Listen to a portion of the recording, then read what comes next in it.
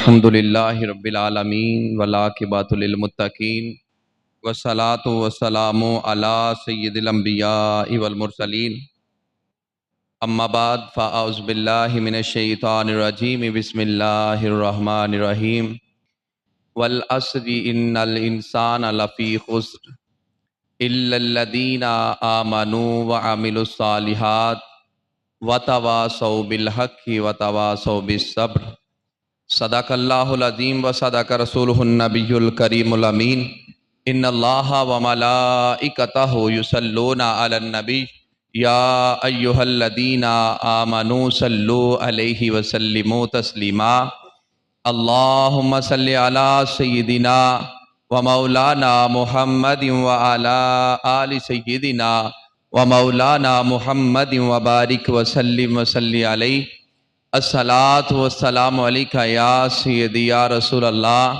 وعلی آلک وصحابک یا سیدی یا حبیب اللہ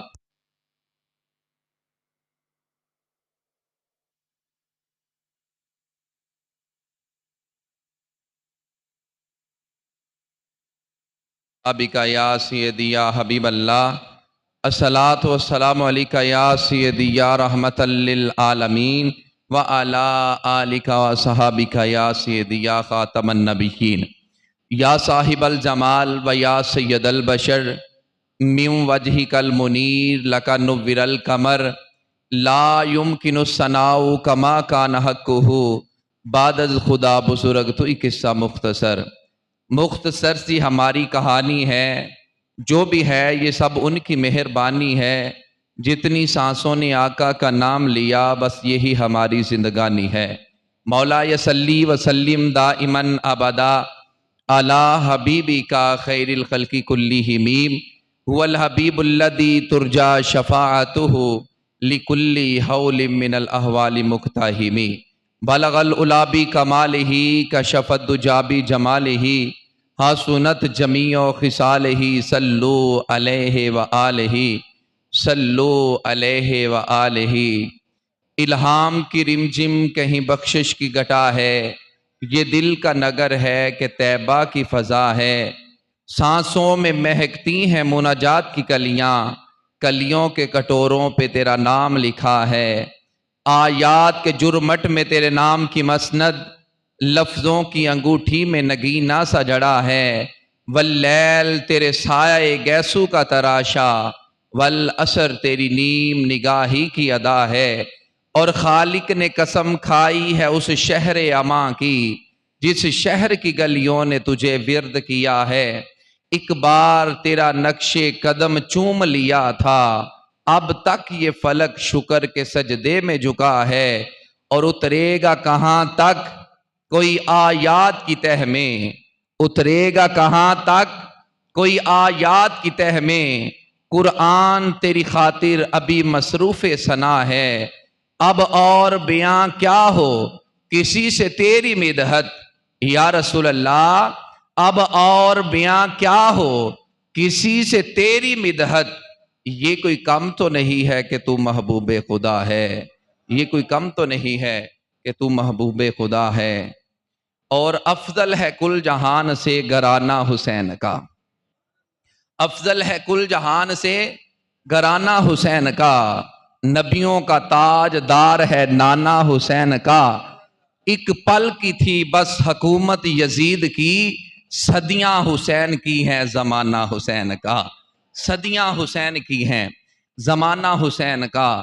تمام تعریفیں رب کائنات کے لیے جو ہر چیز کا مالک ہے، خالق ہے، رازق ہے، جو ان اللہ علی کل شیء قدیر ہے۔ اور صلاۃ و سلام کا نذرانہ احمد مجتبیٰ جناب محمد مصطفیٰ صلی اللہ علیہ وآلہ وسلم کی پاک بارگاہ میں، جس کو رب کائنات نے رحمت للعالمین بنا کر اس دنیا میں بھیجا، جن کے سر پر خالق کائنات نے خاتم النبیین کا تاج سجا کر اس دنیا میں بھیجا۔ سامعین محترم، میں نے ایک سورہ مبارکہ پڑھنے کا شرف حاصل کیا ہے۔ اللہ کی پاک بارگاہ میں دعا کرتا ہوں کہ رب کائنات مجھے حق اور سچ بیان کرنے کی توفیق عطا فرمائے۔ خالق کائنات ہم سب کو دین اور دنیا کی نعمتوں سے نوازے۔ رب کائنات ہمیں اچھے طریقے کے ساتھ صراط مستقیم پہ چلنے کی توفیق عطا فرمائے، اور جو امام حسین علیہ السلام نے ہمارے لیے نمونہ چھوڑا ہے اس نمونے پہ چلنے کی توفیق عطا فرمائے۔ حضرات محترم، امام حسین علیہ السلام کو پتا تھا کہ ہم شہید کر دیے جائیں گے، پتا تھا کہ وہاں پر جنگ ہوگی۔ آپ سے پوچھا گیا کہ آپ کو سب کچھ پتا ہے کہ جنگ ہوگی، آپ کے بچے شہید کر دیے جائیں گے، آپ کو شہید کر دیا جائے گا، پھر بھی آپ وہاں پر جا رہے ہیں؟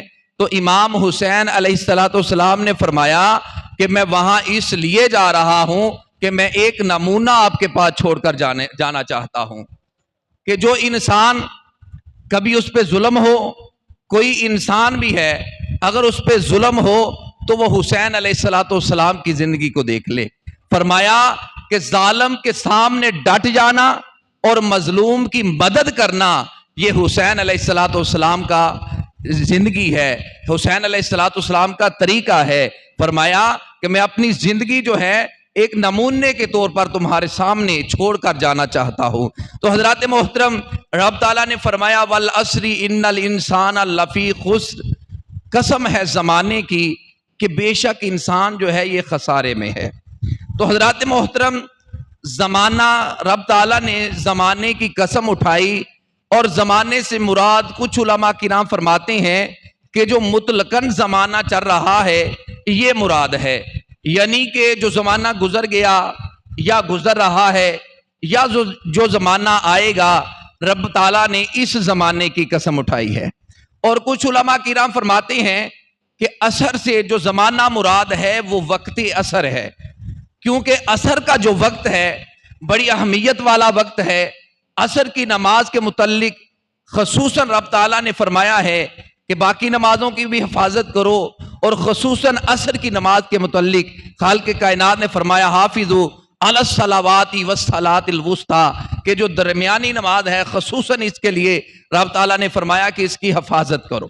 تو حضرات محترم، اور کچھ علماء کرام فرماتے ہیں کہ عصر سے جو زمانہ مراد ہے وہ ہمارے آقا احمد مجتبی جناب محمد مصطفیٰ صلی اللہ علیہ وآلہ وسلم کا زمانہ مراد ہے۔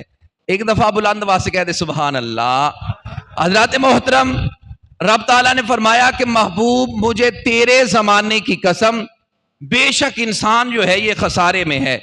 تو حضرات محترم، رب تعالیٰ نے پیارے آقا صلی اللہ علیہ وآلہ وسلم کے زمانے کی قسم کیوں اٹھائی؟ تو علماء کرام فرماتے ہیں کہ اگر ہم سے گناہ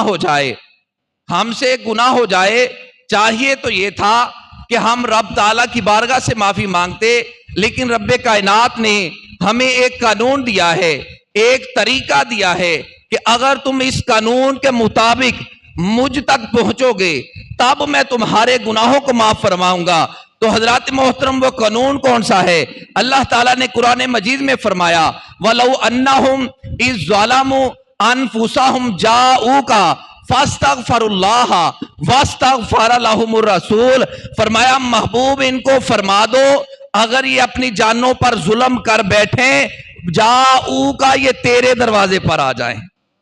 فرمایا محبوب ڈائریکٹ مجھ سے معافی نہ مانگے بلکہ یہ تیرے دروازے پر آ جائے، آپ بھی ان کے لیے مغفرت کی دعا فرمائیں، یہ بھی رب تعالیٰ کی بارگاہ میں مغفرت کی دعا کریں تو رب تعالیٰ کو معاف کرنے والا، بخشنے والا پائیں گے۔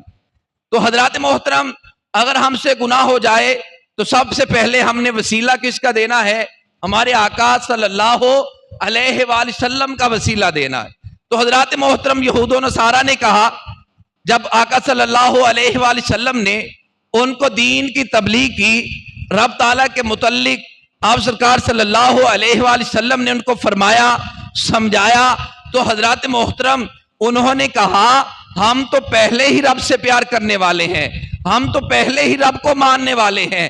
تو حضرات محترم خالق کائنات نے فرمایا محبوب ان کو فرما دو قل ان کنتم تحبون اللہ فاتبعونی یحببکم اللہ ویغفر لکم ذنوبکم۔ محبوب جو لوگ کہتے ہیں ہم تو پہلے ہی رب تعالیٰ سے پیار کرتے ہیں، پہلے ہی رب تعالیٰ سے محبت کرتے ہیں، پہلے ہی رب تعالیٰ کا کہنا مانتے ہیں، ان کو فرما دو اگر رب سے پیار کرنا چاہتے ہیں تو فتبعونی، یہ تیرے دروازے پر آئیں، فتبعونی یہ تیرا کہنا مانے، یہ تیری اتباع کرے، محبوب یہ تجھ سے پیار کرے۔ جب یہ تیرا کہنا مانیں گے، تجھ سے پیار کریں گے، تجھ سے محبت کریں گے تو یحببکم اللہ، تو اللہ تعالیٰ ان سے پیار کرے گا۔ تو حضرات محترم، احادیث قدسی ہے، پیارے آقا صلی اللہ علیہ وآلہ وسلم نے فرمایا کہ رب کائنات فرماتا ہے محبوب، رب تعالیٰ نے فرمایا کہ محبوب اگر تجھے پیدا نہ کرتا تو کسی چیز کو بھی پیدا نہ کرتا۔ فرمایا کہ محبوب تجھے پیدا نہ کرتا، زمین و آسمان کو پیدا نہ کرتا، محبوب تجھے پیدا نہ کرتا تو کسی چیز کو بھی پیدا نہ کرتا۔ حتیٰ کہ خالق کائنات نے فرمایا لولا کا لما اظہرت الربوبیہ، محبوب اگر تجھے پیدا نہ کرتا تو میں اپنا رب ہونا بھی ظاہر نہ کرتا۔ حضرات محترم، ہمیں پتا چلا کہ اگر ہمارے گناہوں کی تلافی ہے تو پہلے حضور کے در پر جانا پڑے گا۔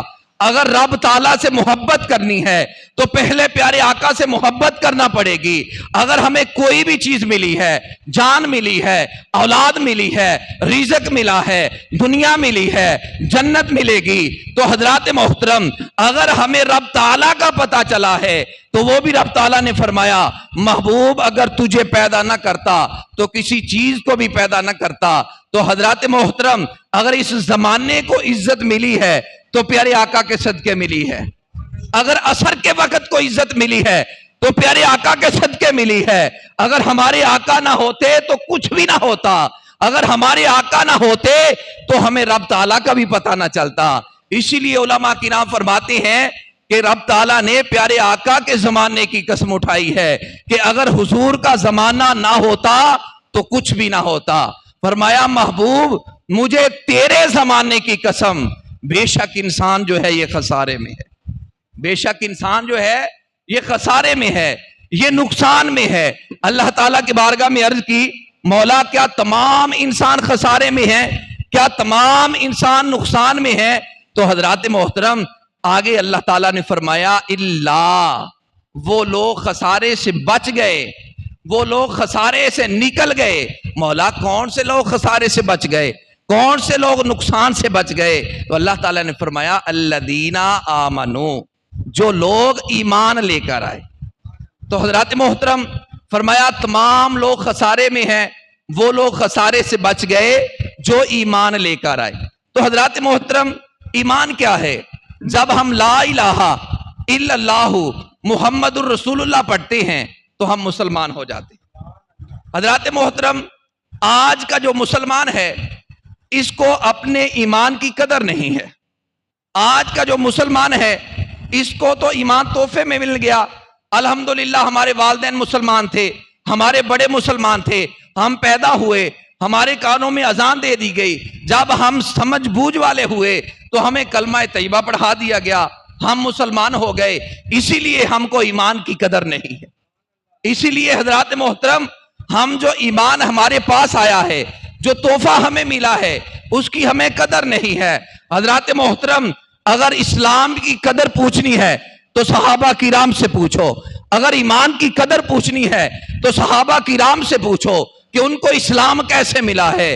حضرات محترم اس دور میں جب وہ مسلمان ہوتے تھے تو کافر ان کی گردنوں پر تلوار رکھ دیتے تھے، کہتے تھے اگر تم اس کلمے کو چھوڑتے ہو یا جو تمہاری گردن ہے اس کو تن سے جدا کر دیا جائے۔ حضرات محترم ان مسلمانوں پر جب صحابہ کرام جو ہیں وہ مسلمان جب اسلام لاتے تھے، انہوں نے جب اسلام کو قبول کیا تھا ان کو تکلیفیں برداشت کرنا پڑی۔ حضرات محترم حضرت بلال جب اسلام لاتے ہیں ان کا جو مالک امیہ تھا کبھی گرم ریت پہ لٹا دیا جاتا۔ آپ کو پتا ہے کہ آج کتنی گرمی پڑ رہی ہے، گرمی کا موسم ہے، ہم گرمی کو برداشت نہیں کر سکتے۔ حضرات محترم ہم سے گرمی برداشت نہیں ہوتی۔ اس دور میں جو پہاڑی علاقہ ہوتا ہے، میدانی علاقہ ہوتا ہے، اس میں گرمی بھی زیادہ ہوتی ہے۔ تو حضرات محترم جب حضرت بلال آپ نے کلمہ طیبہ پڑھا، میں نے کہا ہمیں اسلام جو ہے وہ تحفے میں مل گیا، ہمارے والدین مسلمان تھے، انہوں نے ہمیں کلمہ طیبہ پڑھا دیا، ہم مسلمان ہو گئے۔ ان صحابہ سے پوچھتے ہیں جنہوں نے اسلام کو قبول کیا، ان کو اپنی جانوں سے جانا پڑا۔ حضرات محترم، حضرت بلال نے جب کلمہ طیبہ پڑھا نا، تو ان کا جو مالک تھا کبھی حضرت بلال کو کوڑے مار رہا ہے، کبھی آپ کے گلے میں رسی باندھ کر لڑکوں کو دے دیتا ہے، وہ بازاروں میں حضرت بلال کو گھماتے ہیں، حضرت بلال کو پتھر مارے جا رہے ہیں، حضرت بلال کو گرم ریت پہ لٹا دیا جاتا ہے، حضرت بلال کی چربی پگھل جاتی ہے۔ کہتا ہے بلال محمد عربی کے دامن کو چھوڑتا ہے، اسلام کو چھوڑتا ہے، یا تیری گردن کو اڑا دیا جائے۔ تو حضرات محترم، اب سبحان اللہ کی صدا آنی چاہیے کہ حضرت بلال ان کو کیا جواب دیتے ہیں۔ حضرات محترم، حضرت بلال کو کوڑے مارے جا رہے ہیں، حضرت بلال کی چربی پگھل رہی ہے، حضرت بلال سے کہتا ہے محمد عربی کے دامن کو چھوڑتا ہے یا گردن کو تن سے جدا کر دیا جائے۔ حضرات محترم، حضرت بلال فرماتے ہیں اے میاں، یہ گردن تو تن سے جدا ہو سکتی ہے، محمد عربی کا دامن نہیں چھوٹ سکتا۔ حضرات محترم، اگر اس اسلام کی قدر پوچھنی ہے، ایمان کی قدر پوچھنی ہے، تو صحابہ کرام سے پوچھنی پڑے گی۔ حضرات محترم، ان کی ٹانگوں کے ساتھ، جانوروں کے ساتھ ان کی ٹانگوں کو باندھ دیا جاتا تھا، ایک جانور کو ادھر بگا دیا جاتا تھا، ایک کو ادھر بگا دیا جاتا تھا، پوچھا جاتا تھا اسلام کو چھوڑتا ہے یا تجھے چیر پاڑ دیا جائے۔ حضرات محترم، اتنے ظلم و ستم کے بعد بھی ان کی زبان سے یا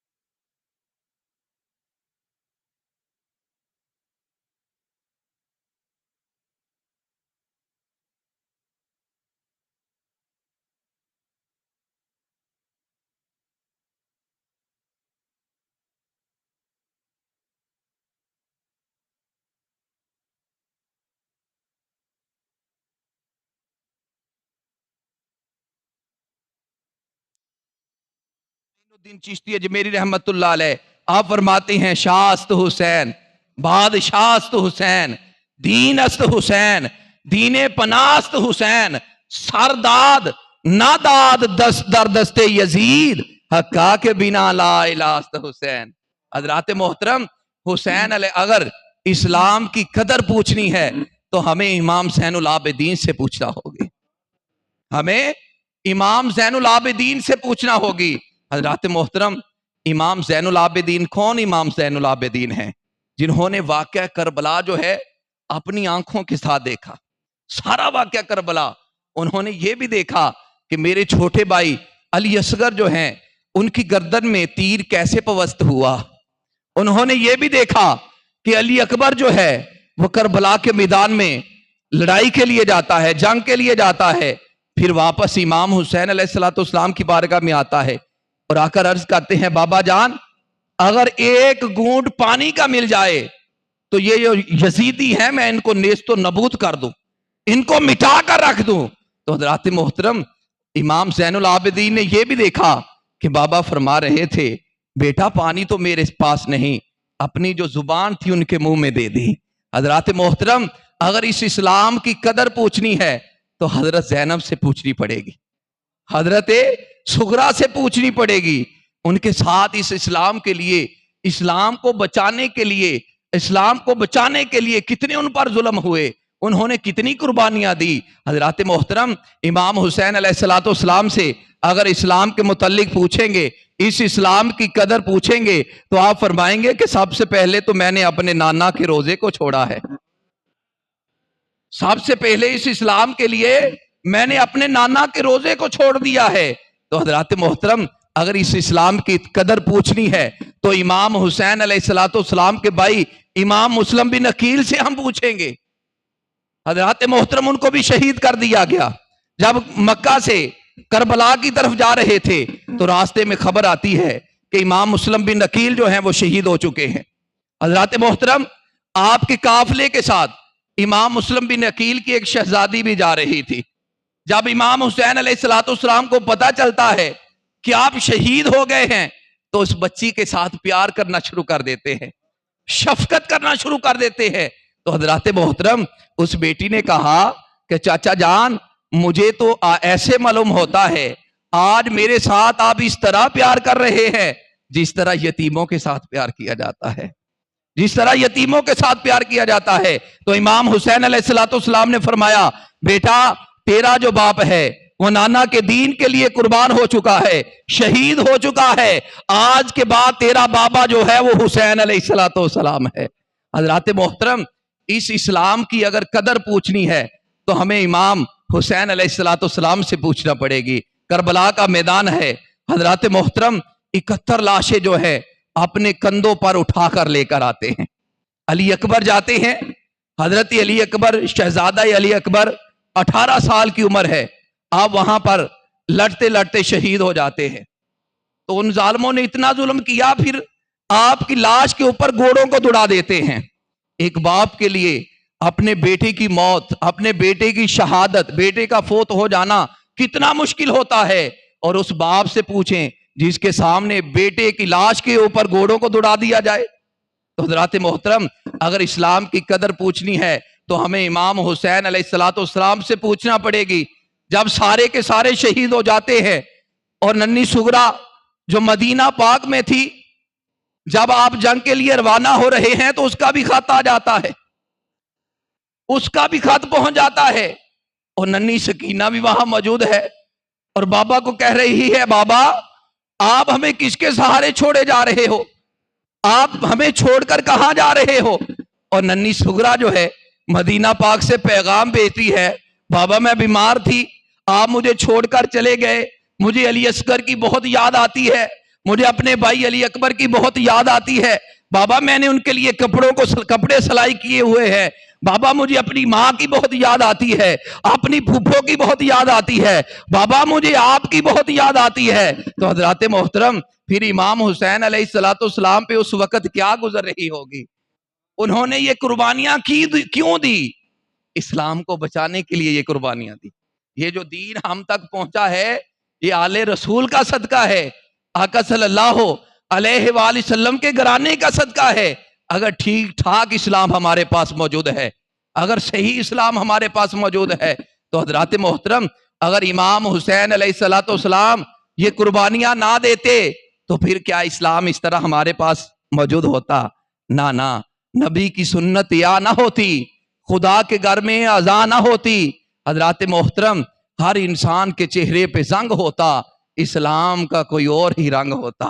تو حضرات محترم اگر اسلام کی قدر پوچھنی ہے، اس ایمان کی قدر پوچھنی ہے تو ہمیں امام حسین علیہ السلام سے پوچھنا ہوگی۔ امام حسین علیہ السلام ہمیں کیا پیغام دے کر گئے ہیں؟ آج ہم سبھی ان کے ماننے والے بیٹھے ہیں، اگر ہم ابھی نعرہ لگائیں نا حسینیت، سبھی ہاتھوں کو اٹھا کے کہیں گے زندہ باد، سبھی کہیں گے ہم حسین علیہ السلام سے پیار کرنے والے ہیں۔ حضرات محترم امام حسین علیہ السلام کا پیغام ہمارے لیے کیا ہے؟ آپ نے فرمایا کہ کبھی بھی ظالم کے سامنے اپنی گردن کو نہیں جھکانا، کبھی بھی ظالم کا ساتھ نہیں دینا۔ ہم میں سے کتنے ایسے لوگ بیٹھے ہیں جو ظالم کا ساتھ دیتے ہیں؟ خدا را اگر امام حسین علیہ السلام سے آپ پیار کرتے ہیں، اگر ہم پیار کرتے ہیں تو پھر ہمیں ظالم کی حمایت نہیں کرنی چاہیے، کیونکہ امام حسین علیہ السلام نے تو یہ فرمایا تھا کہ ظالم کے سامنے ڈٹ جانا ہے، مظلوم کی تم نے مدد کرنی ہے۔ اگر ہم حسینی ہیں تو یہ پیغام ہے امام حسین علیہ السلام کا کہ ظالم کے سامنے، بولیے ظالم کے سامنے، یار بولے نا، ظالم کے سامنے ڈٹ جانا ہے۔ اور پھر آخری وقت ہے آپ کا، نیزوں کے بھی بار ہیں، زخم ہیں، تلواروں کی بھی زخم ہے، انیوں کے بھی زخم ہے، تیروں کے بھی زخم ہے، آخری وقت آ گیا۔ اور آخری وقت میں آپ نے اپنے سر کو کہاں رکھا؟ اپنی پیشانی کو کہاں رکھا؟ سجدے میں رکھ دیا، رب تعالیٰ کی بارگاہ میں جھکا دیا، اپنے سر کو جھکا دیا، اور رب تعالیٰ کی بارگاہ میں عرض کی مولا میں نے سب کچھ تیری راہ میں قربان کر دیا ہے، کیا یہ امام حسین کی قربانی تجھے قبول ہے؟ کیا تو حسین پہ راضی ہو گیا ہے؟ یہ سب کچھ قربان کرنے کے بعد حضرات محترم، ہمارے گھر میں ایک فوتگی ہو جائے تو ہم اذان ہی نہیں سنتے. نماز تو ایک طرف رہ گئی، نماز پڑھنا تو ایک طرف رہ گئی، ہم اذان ہی نہیں سنتے، نماز کے لیے نہیں آتے. تو امام حسین علیہ الصلوۃ والسلام کا دکھ دیکھے نا کتنا بڑا ہے. لیکن آخری وقت میں آپ نے سجدے میں سر رکھ دیا اور ہمیں یہ پیغام دیا کہ تم پر کتنی سے کتنی بڑی مصیبت بھی آ جائے تم نے نماز کو نہیں چھوڑنا. آج ہم کہتے ہیں ہم حسینی ہیں. جو بندہ نماز نہیں پڑھتا کیا وہ حسینی ہے؟ جو نماز نہیں پڑھتا اس کا کردار کیسا ہے؟ اس کا کردار یزید والا ہے.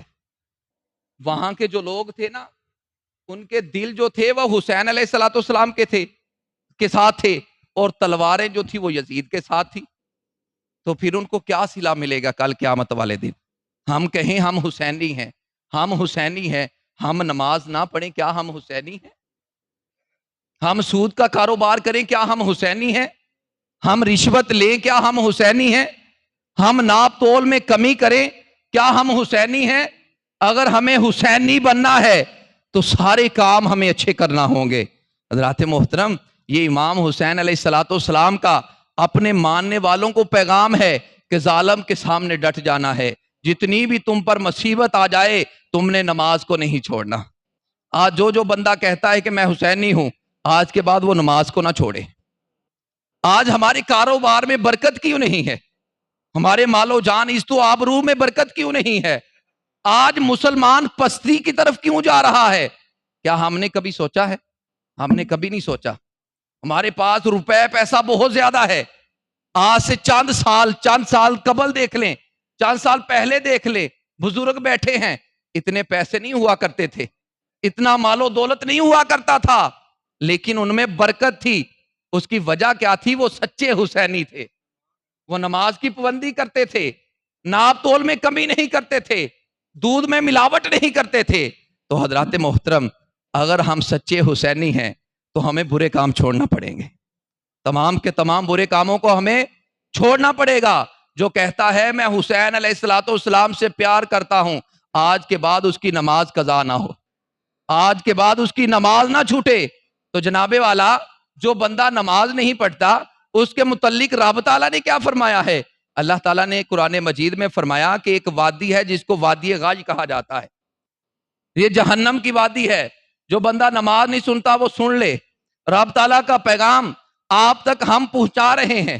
حضرات محترم، رب تعالیٰ نے قرآن مجید میں فرمایا کہ جو بندہ نماز نہیں پڑھتا میں کل قیامت والے دن اس کو وادی غاج میں ڈالوں گا. جہنم کی ایک وادی ہے جس کو وادی غاج کہا جاتا ہے. جناب والا، وہ ایسی وادی ہے جس سے جہنم بھی پناہ مانگتی ہے. ایسی وادی ہے جس سے جہنم بھی پناہ مانگتی ہے. تو کیا ہم چھوٹی سی زندگی جو ہے اس کے بدلے میں ہم نماز نہ پڑھیں، برے کام کریں اور وادی غاج میں داخل ہونا چاہتے ہیں؟ نہیں نہ داخل ہونا چاہتے. اگر آپ بچنا چاہتے ہیں، میں اور آپ بچنا چاہتے ہیں، تو ہمیں نماز کی پابندی کرنا ہوگی، نماز نہیں چھوڑنا ہوگی. میرے دوستوں، میرے بھائیوں، میرے بزرگوں، نماز کی پابندی کیا کرو. جب آپ نماز پڑھیں گے، اپنی اولاد کو نماز سکھائیں گے. یہ جو پیغام نماز کا میں نے دیا ہے یہ اپنی بیوی بچوں تک پہنچائیں، جن سے آپ پیار کرتے ہیں، عزیز و اقارب سب تک پہنچائیں کہ نماز کی پابندی کرو. اگر ہم نماز نہیں پڑھیں گے تو وادی غاج میں ڈال دیے جائیں گے. تو حضرات محترم، وادی غاج ایسی وادی ہے جس سے جہنم بھی پناہ مانگتی ہے. اور میرے آقا صلی اللہ علیہ وآلہ وسلم نے کیا فرمایا؟ آج ہر بندہ، میں بھی کہتا ہوں، آپ بھی کہتے ہیں، ہم اپنی جان سے بڑھ کر حضور سے پیار کرتے ہیں. حضور کے نام پر ہم اپنی گردنیں بھی کٹا دیں گے. ہم اپنی جان، عزت، مال، جو کچھ ہمارے پاس ہے سب کچھ حضور پہ قربان کر دیں گے. ہم اس میں کتنے سچے ہیں؟ دعویٰ تو کرتے ہیں، کیا دلیل ہے ہمارے پاس کوئی؟ جن کاموں سے ہمارے آقا صلی اللہ علیہ وآلہ وسلم نے منع فرمایا، کیا ہم ان کاموں سے رک گئے ہیں؟ تو حضرات محترم، پیارے آقا صلی اللہ علیہ وآلہ وسلم نے فرمایا کہ نماز میری آنکھوں کی ٹھنڈک ہے. اگر ہم حضور سے پیار کرنے والے ہیں تو ہم نماز کو نہیں چھوڑیں گے. تو حضرات محترم، میں نے جو سورہ مبارکہ پڑھی اس میں رب تعالیٰ نے فرمایا، محبوب مجھے تیرے زمانے کی قسم، بے شک انسان جو ہے یہ خسارے میں ہے، یہ نقصان میں ہے. مولا کیا تمام انسان خسارے میں ہے؟ تمام انسان نقصان میں ہے؟ اللہ نے فرمایا اللہ، وہ لوگ خسارے سے بچ گئے، وہ لوگ نقصان سے بچ گئے۔ مولا کون سے لوگ نقصان سے بچ گئے؟ فرمایا الذین آمنو، جو لوگ ایمان لے کر آئے۔